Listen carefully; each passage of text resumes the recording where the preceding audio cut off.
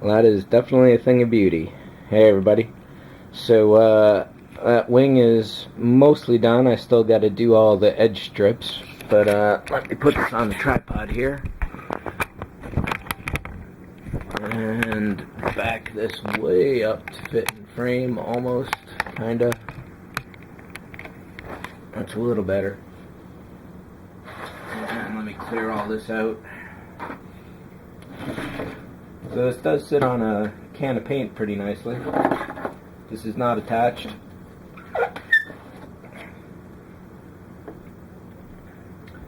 So for the wing, I put the little cap on. I put a neo magnet down in the bottom there, figuring that would help with adhesion. And the directions call for... Oh, have I been in shot all this time? Barely, huh? So the directions call for this particular piece to be attached to the body, but I had Kenner in mind when I was doing this, so I glued it to there. And also, this aluminum tube will not be going in the Pyro model, but it's a test bed for my idea on magnetic attachment. So I was going to put another neo magnet on here. However, since magnets don't attach to aluminum, that really wasn't going to happen at all. So the benefit of attaching the hub to the wing rather than to the body is that you can set the width anywhere you want, and if you're going to glue it in, you can do it in situ, as it were, and you can do both wings at once, is my bet, if you want to. So what I'll probably do is when I get to the actual Hero model, which this aluminum tube is going to go to, I'll trim this down a little more. One of the things I have noticed is that since this isn't going all the way across, there is a bit of flex, and that flex is coming from the wing itself. However, that's not really too significant, and if the wings are detachable, then there's not really going to be any weight issues. And once the wings are sitting parallel with each other, I don't think there's going to be any problems with sagging or bending. However, if the model is always supported, this is a significant amount of weight stressed right in this area here. So while these two braces may be pretty good, I think that this mass right here could actually warp. I was thinking that it probably wouldn't before I put this wing on, because this sphere is really, really solid once you put the cap and the bottoms on, and the back as well. However, we'll have to see how that goes. This is going to be a significantly heavy model. This is probably in the 4 or 5 pound range right now, so another wing will probably add another 2 pounds for that. So it's not too bad, you know, overall. However, it's definitely a significant weight to consider.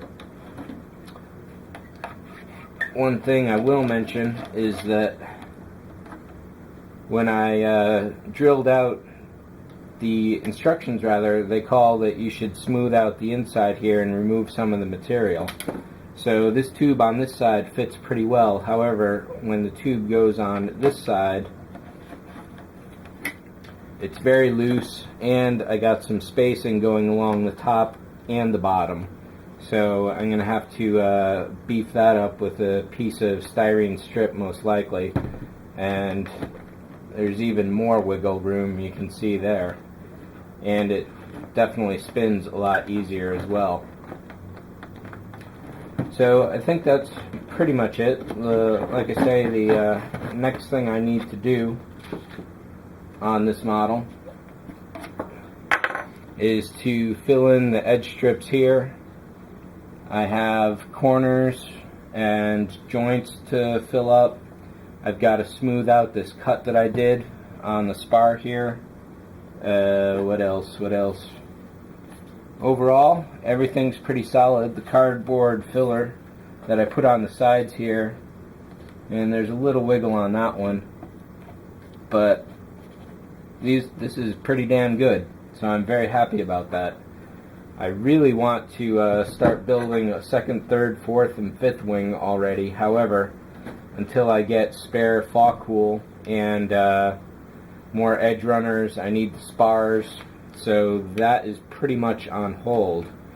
So what I think I'm going to do And apart from working on some other models right now that I've got going, I think I'm going to move over to the electronic side of this, which means I'll have to drill out the holes for the lasers and the engines on the back. I'm going to have to decide how I'm going to wire it overall. I'd like to have the option of mounting this through the bottom and the back, which means I'll need 2 separate power connectors depending on which mount is used at any given time. I also have to decide on what kind of tube and power connection I'm going to use. In the past, I've just basically gone with loose wires that I custom twist up right then and there. However, I'd like to do something a bit different with this, and we'll see how that goes. So I may make a custom stand for this, or I may rig it for the current stand I use, but I think that one's going to be far too weak for this one. So perhaps I'll get to a Photoshop and get a proper Panavice mount at long last and invest in that. We'll see how that goes when I get to it. The only other note I don't think I mentioned before was this top lid. So I had mentioned that this had some gaps on the side, and I filled them up, and I did not have to sand or modify this piece at all, and it fits really nice and tightly. It's getting looser the more I play with it, but no, that's still pretty good. That's not gonna, well, I guess it can pop out to some degree, but it definitely takes an effort. So I guess that's it for now. This is definitely moving along really great. I really wish I could move into these wings a lot more, but having built this one, I definitely have the confidence to proceed on the other ones, and once I have all the pieces I need for those, I'll crank 5 more of them out for this model and 2 for the final, so I got 7 more wings ahead of me in my future, and we'll go from there. So probably a little bit of break for this particular tie. By Friday, I should have some more materials for the cockpit on the Hero, so I'm going to start moving with that. Now that I have a wing built, I can start experimenting with the yoke that I've got going, see if that's really needed at all, and things will proceed. So this coming weekend, going into next week, you can definitely expect another update on this one. So I'll see you later. Thanks for watching.